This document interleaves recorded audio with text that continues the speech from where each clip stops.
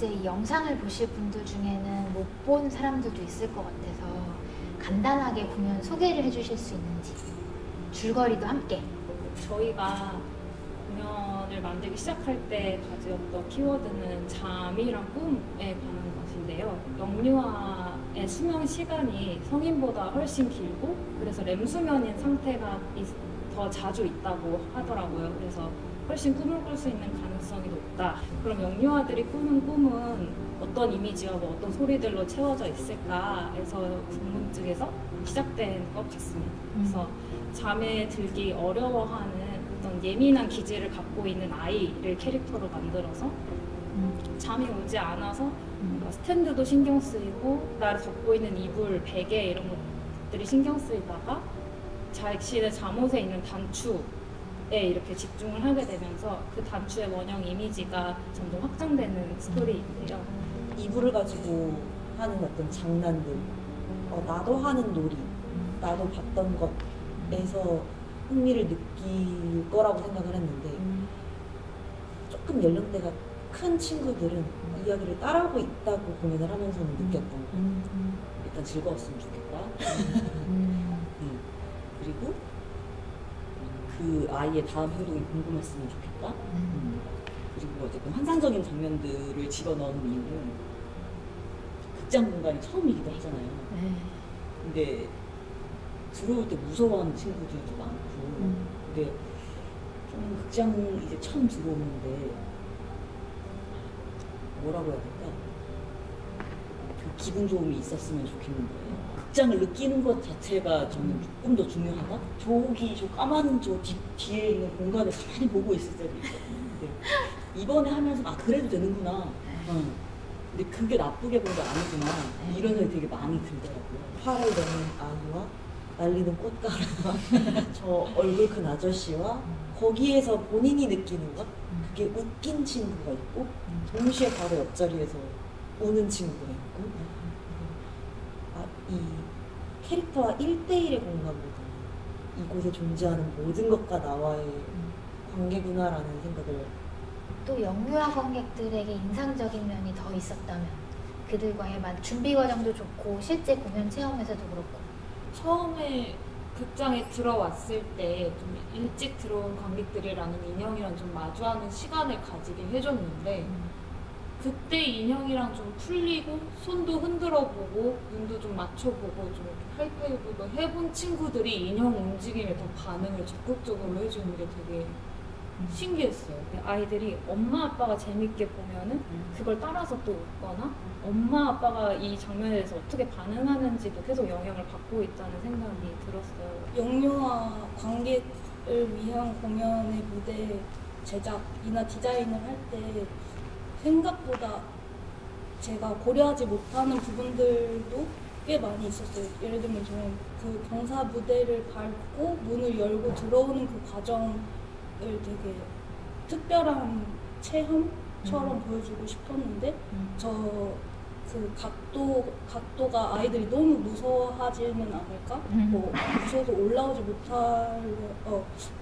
잘 올라오려면 어느 정도의 각도여야 될까? 뭔가 그런 고민들도 좀 많았고, 생각보다 막 30cm밖에 안 올렸는데 애들은 제가 생각했던 것보다 다 너무 더 조그맣고 그러니까 저런 난관도 좀 계속 신경 쓰이게 되더라고요. 애들이 좀 저기 사이에서 사고는 나지 않을까? 침대도 좀 너무 높나? 헤드 때문에 너무 안 보이나?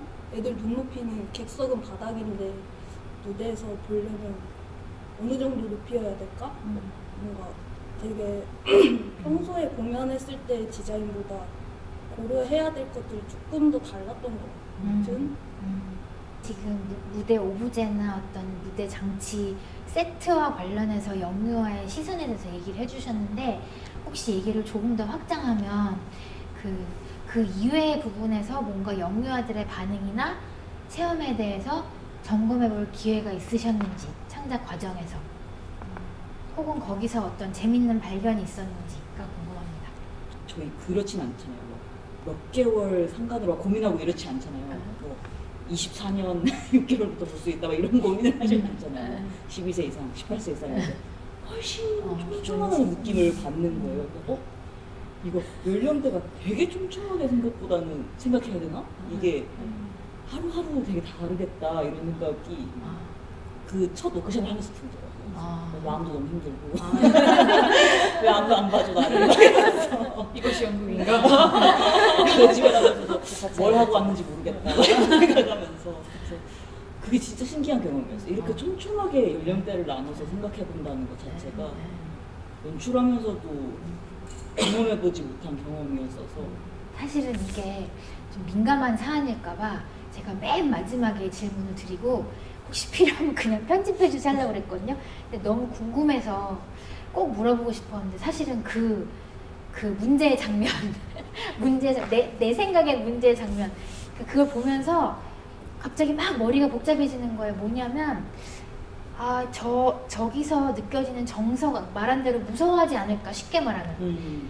그리고 근데 사실은 제가 요새 가끔 꾸는 꿈의 상태랑 되게 비슷하거든요. 전 중년인데. 그래갖고 저거를 아기들이 봤을 때 괜찮을까?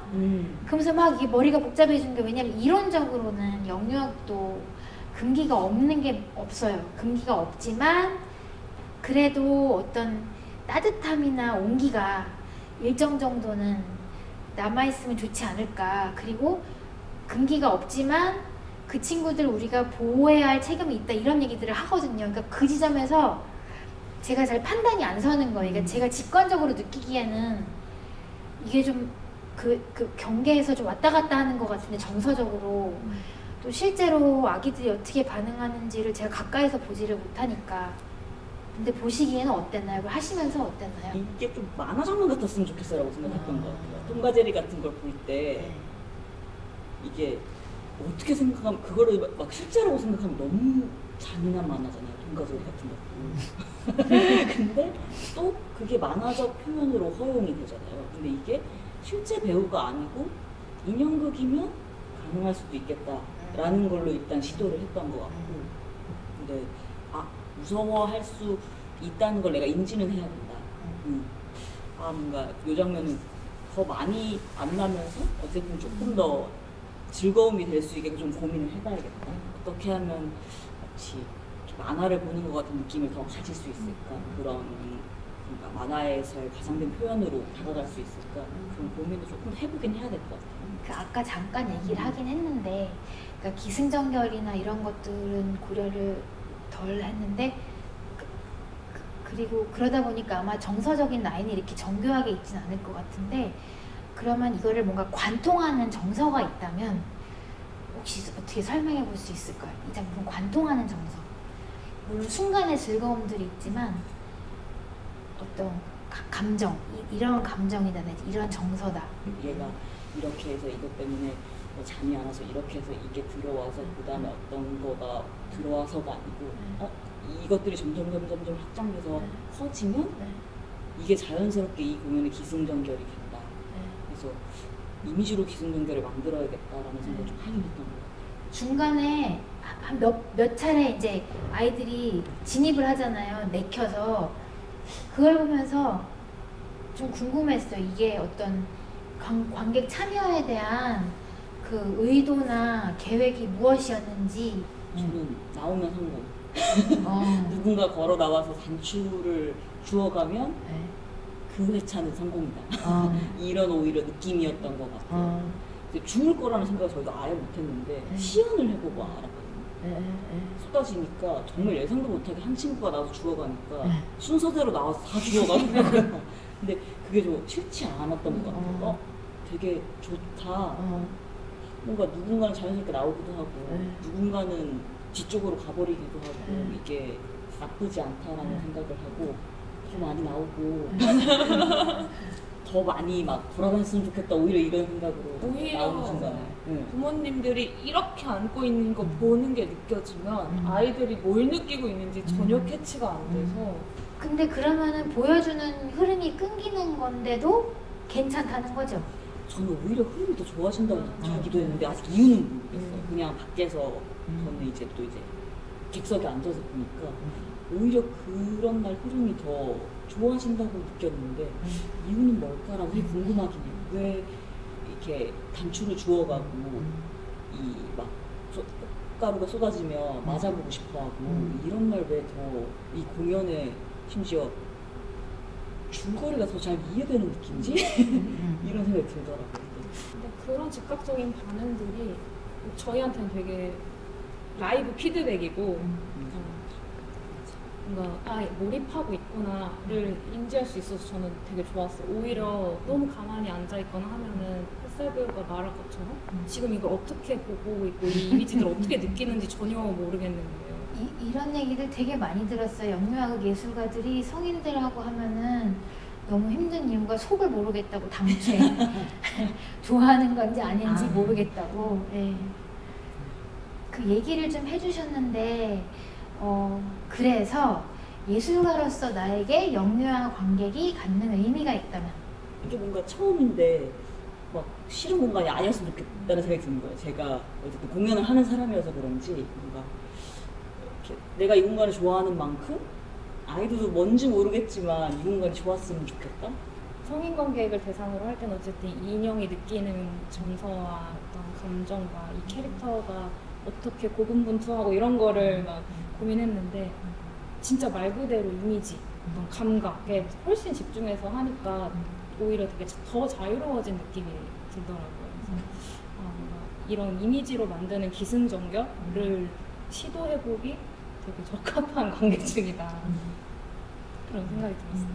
고려해야 될 게 참 많은 관객인 것 같긴 하지만 성인 관객이랑 크게 다르지 않은 것 같다는 생각도 많이 했어요. 워낙 그 동그라미 공방 작업이 넘버버리기도 하고 그 음악과 이미지로서 스토리텔링을 계속 보여주는 작업을 많이 해왔어서 이게 막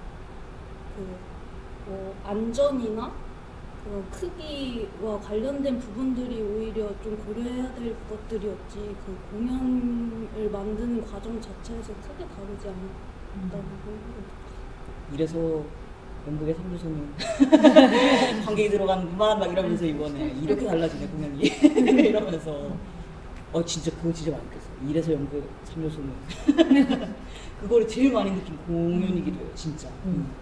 말씀해주신 것처럼 이 작업을 지속하려면 어떤 방법이 있을까에 물음표가 생기긴 했어요. 그러니까 말씀하신 영유아를 계속 하고 싶나요? 했을 때 그리고 이번에 이제 쇼케이스를 통해서 이런 작품을 만들었는데 그럼 이 다음에 대해서 이게 만약에 성인을 대상으로 한 공연이었다면 접근하기가 좀 더 쉬웠을 것 같은데 영유아다 보니까 이 다음 넥스트 스텝을 그럼 우리가 어떻게 가야 할까 지금 저한테 남는 고민입니다. 네, 오늘 공연 마지막 날인데 이렇게 시간 내주셔서 얘기 같이 해주셔서 감사합니다. 감사합니다.